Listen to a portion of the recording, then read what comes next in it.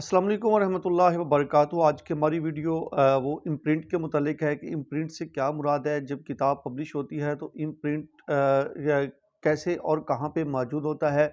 एक कैटलॉगर जब किसी भी आने वाली नई किताब को कैटलॉगिंग करता है तो उसमें इम्प्रिंट का क्या किरदार होता है। तो इस वीडियो को आखिर तक ज़रूर देखिएगा, हमारे साथ रहिएगा और हमारे चैनल को सब्सक्राइब ज़रूर कर दीजिएगा। बेल आइकन को आप ज़रूर क्लिक कर दें ताकि हमारी आने वाली हर नई वीडियो आपको बर वक्त मिलती रहे। तो चलिए बढ़ते हैं आज के हमारे एक स्पेशल टॉपिक की तरफ के इम्प्रिंट से क्या मुराद है। अमूमी तौर पे हम इम्प्रिंट से मुराद ये लेते हैं कि किसी भी किताब उसकी पहली कॉपी हो या दूसरी अशात हो, इसके अंदर जो नाशर का नाम, पब्लिशर का नाम, मकाम अशात और साल अशात, ये तीन चीज़ें हों तो उसको हम इम्प्रिंट कहते हैं। ये मालूमात आम तौर पर किसी भी किताब के टाइटल पेज पर मौजूद होती है। उसके साथ साथ जो किताब का बैकबोन होता है पेज, उसके ऊपर भी होती है जहाँ पे हम स्पाइन लेबल लगाते हैं। और ये जो इम्प्रिंट होती है वो किताब के आखिरी जो सफ़ा है वहाँ पर भी मौजूद होती है जहाँ पे पब्लिशर वगैरह का लोगो मौजूद होता है।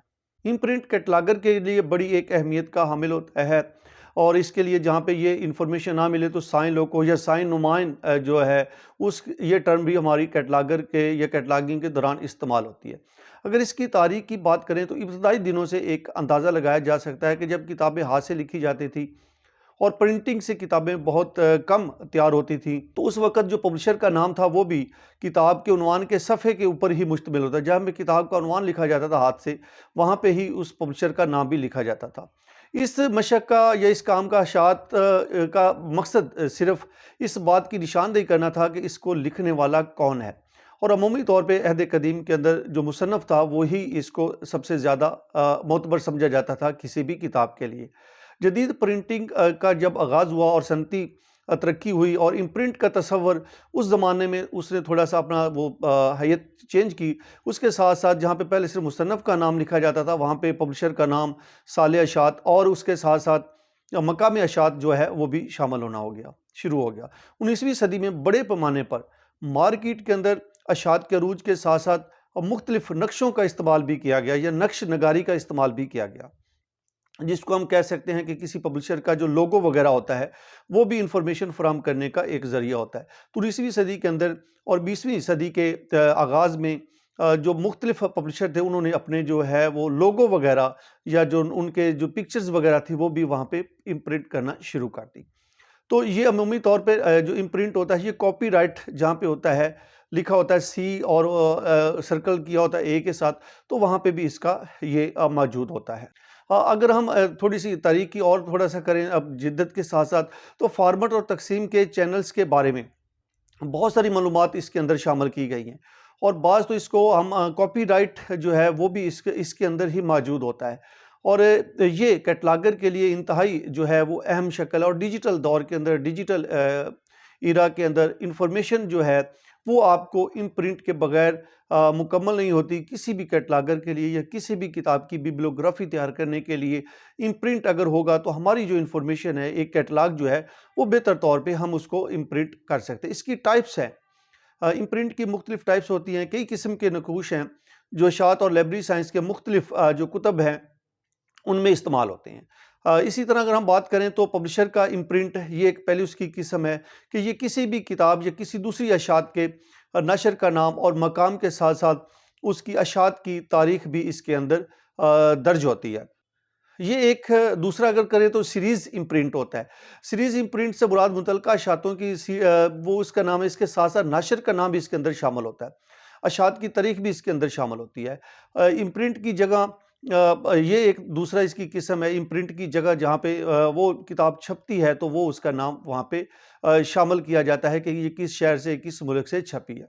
इम्प्रिंट की तारीख ये इसकी किस्म है कि ये किस साल छपी थी। तारीख का मतलब डेट भी बाज़ औक़ात किताबों के अंदर दी होती है और बाज़ औक़ात सिर्फ़ साल दिया होता है, तो ये भी उसके साथ लिखते हैं। इसके साथ-साथ अगली इसकी किस्म है डिजिटल इम्प्रिंट की है।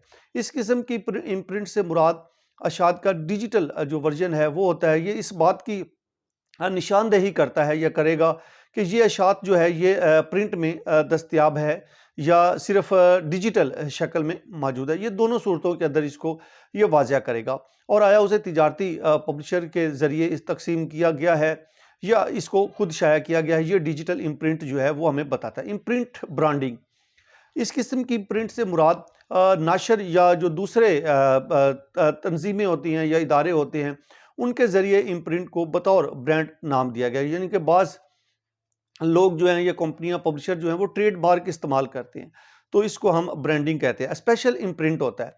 इस किस्म की प्रिंट से मुराद ऐसी अशात है जो ख़ास हालात में तैयार की जाती है, और जैसे हम महदूद एडिशंस होते हैं, मुख्तसर एडिशन होते हैं या यादगारी एडिशन होते हैं, तो वहाँ पे इसको इस्तेमाल किया जाता है। बहुत सारी मिसालें भी मौजूद हैं कि जिसके अंदर अगर हम देखें इम्प्रिंट की जो मिसाल है, तो सबसे पहले क्या होता है कि जब भी आप कैटलॉगिंग करता है कैटलॉगर, तो जहाँ पे वो फिज़िकल डिस्क्रिप्शन का एरिया होता है, उससे कबल प्लेस एंड पब्लिकेशन का एक अलहदा एरिया मखसूस किया गया है। तो वहाँ पे ये तीनों चीज़ों को मुख्तलिफ साइंस के साथ जो है वो शाया किया जाता है। तो चलिए आज मैं आपको बता भी देता हूँ कि प्रैक्टिकली या फिज़िकली जो इम्प्रिंट होता है वो कहाँ पे मौजूद होता है। ये किताब का मेन टाइटल हमारे सामने है।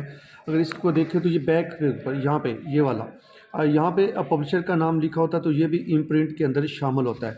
इसी तरह यहाँ पे अगर देखें तो यहाँ पे भी जो है अमूमी तौर पे प्रिंटर्स जो पब्लिशर्स होता है, मुसन्नफ़ होता है, उसका नाम वगैरह होता है, तो ये भी इम्प्रिंट के अंदर कंसीडर होता है। इसी तरह हम पेज को टर्न करते हैं तो इसका जो वर्सो पेज है उसके ऊपर देखिए यहाँ पे, तो यहाँ पे भी आपको नज़र आएगा कि ये पूरा जो एरिया है, ये एक इसके अंदर पूरी किताब की डिटेल होती है। तो ये यहाँ पे ये जो कॉपीराइट का साइन बना हुआ है, अगर आप देखें थोड़ा सा जूम करके, तो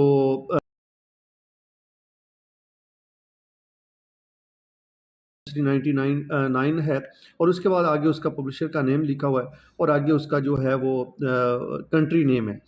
तो ये होता है इम्प्रिंट का एक एरिया। और इसी तरह किताब के बिल्कुल एंड के ऊपर हम चले जाएं तो यहाँ पे भी ये भी इम्प्रिंट का एरिया कहलाता है कि इसके अंदर भी इंफॉर्मेशन आपको इम्प्रिंट के बारे में मिल सकती है। तो ये एक इंग्लिश की बुक थी, इसके अंदर आपको मैंने दिखा दिया। ये एक उर्दू की बुक है। इसमें देखें तो इम्प्रिंट, ये बैक जो है किताब का बैक बोन होता है। तो यहाँ पे ये देखें आप इम्प्रिंट का एक पहला एग्जांपल के यहाँ पे पब्लिशर का नेम लिखा हुआ है। इसी तरह किताब की बैक साइड पे चले जाएं तो यहाँ पे भी ये देखें कि पूरा उस पब्लिशर का नेम और उसका जो है वो सिटी नेम या कंट्री नेम वो भी यहाँ पे मौजूद होता है। इसी तरह किताब के अंदर हम चले जाएँ वर्सू टाइटल के ऊपर, या मेन जो टाइटल पेज होता है उसके ऊपर भी आपको ये जो है वो इम्प्रिंट जो है वो नज़र आएगा। यहाँ पे ये भी एक उसकी शक्ल है। और अगर नेक्स्ट जाएँ, यहाँ पे ये डिटेल इन्फॉर्मेशन यहाँ पे मौजूद है। ये इन्फॉर्मेशन ये देखें, नाशर का नाम, साले अशात, और आगे उसका जो प्रिंटर्स का नाम वगैरह, ये सारा यहाँ पे मौजूद होता है। तो ये इम्प्रिंट की इन्फॉर्मेशन होती है, आप यहाँ से हासिल कर सकते हैं।